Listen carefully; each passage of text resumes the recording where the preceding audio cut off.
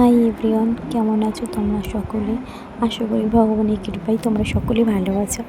আর আমি ভগবানের কৃপায় ভালোই আছি। আজকের দিনটা আমার কাছে খুবই কষ্টর, কারণ আজকে ফৌজিবাবু চলে যাচ্ছে।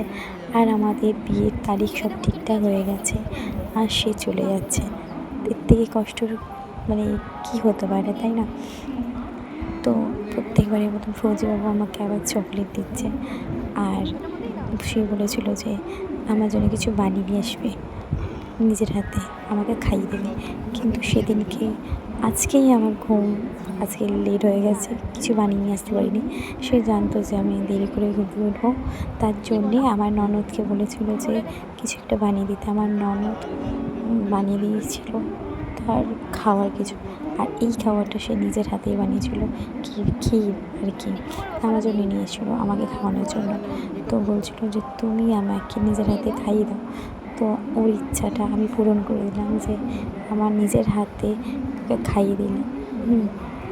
সে বলছিল তুমি কেন আমাকে সব খাইয়ে দিচ্ছ, নিজে কিছু খাও। তো আর কি, আজকের দিনটা কতটা কষ্ট। আমাদের বিয়ের দিন তো ঠিক হয়ে গেছে, তারপর আবার কবে দেখা হবে জানি না। তো যারা ফৌজির ওয়াইফ আছে, গার্লফ্রেন্ড আছে, তারাই বুঝবে এই কষ্টটা কতটা। কী আর করা যাবে।